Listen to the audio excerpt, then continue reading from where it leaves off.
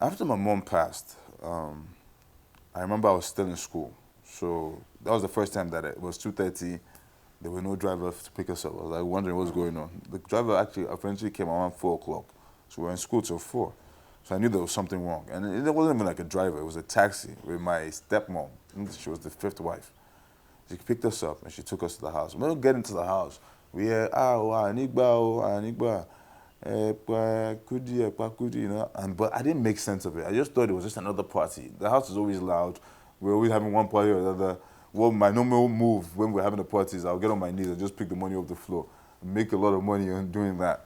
So I was like, oh, it's just another party. By the time I got into my room, I was just playing games in my room. And this was my room then. I was playing games and me and my brother Hadi and my auntie, my auntie, my mom's younger sister came in, Auntie Dupe, and said, "Mommy is passed. Mommy is dead."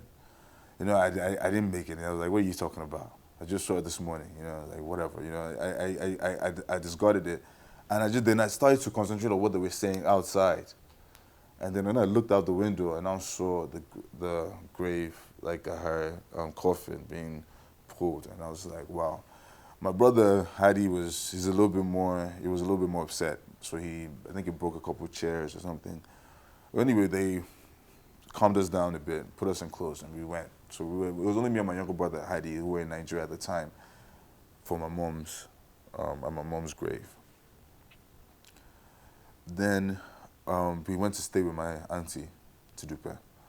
My sister Hafsat, Kafila, Moriam, Jamia, and Lekon were in America, and you know, they obviously knew that we were not happy when we wanted to. We didn't, you know, no, we never really stayed with my auntie before. So we didn't, you know what I mean? This was new to us. So they got us tickets. So I think about a week after my mom died, my uncle, Bayo Shanoa, came to pick us up. And we entered his car, we drove. We get to the border, going to Kutonu to the airport, get to the airport. And then, like I said, he gave us $400.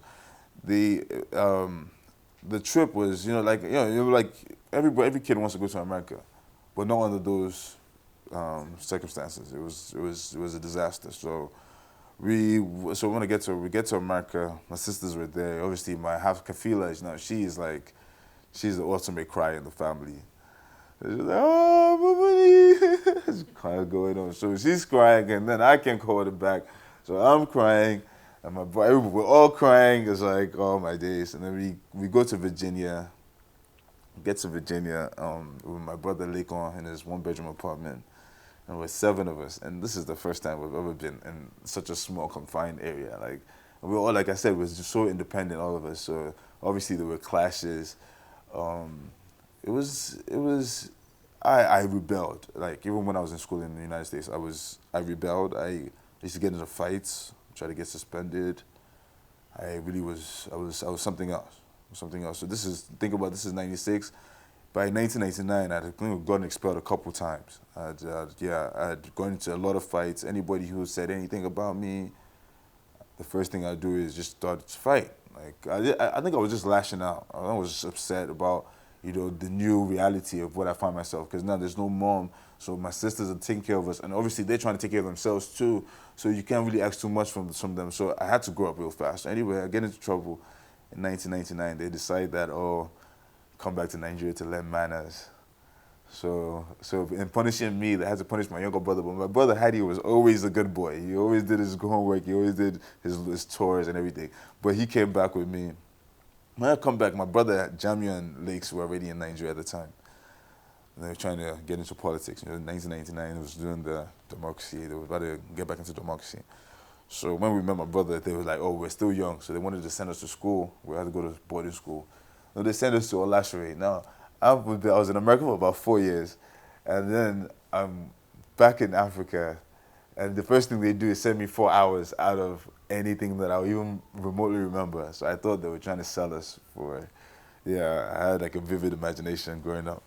So they were going to sell us for like maybe black or money or something. So I told my brother, don't worry, Hadi. I'm going to get this. We're going to get us out of this situation. Because this is Ife. Like, it's so far. I'm like, what's going on? And you're seeing the hills and hills. So we get there, and the first day I'm sleeping, and the teacher just comes and starts ringing a bell. And I'm just thinking to myself, like, he must know I'm sleeping. Why is he ringing a bell? He has to know that I'm sleeping here. I'm like, okay, I ignore it. And I keep sleeping. Like, you know what I mean? Wake somebody up at 6 o'clock in the morning, for God's sake. You know, it didn't dawn on me that that's the normal. Then he comes back with like a little switch, like a cane. And he hits me with it like a couple of times. I was like, well, this is child abuse. So I take the cane and I hit him back. And I'm like, this is, why are you using child abuse? This is child abuse. Do you like it? If you don't like it, why are you doing it to me? Apparently, that's a no-no in Nigeria. You know, coming from America, you're talking to your teacher by her first name. You're like, Miss Jones. You're not saying Miss Jones. You're Jones. You're like, so it was a drastic change. Anyway, it was a bad thing. It was a really bad thing I did.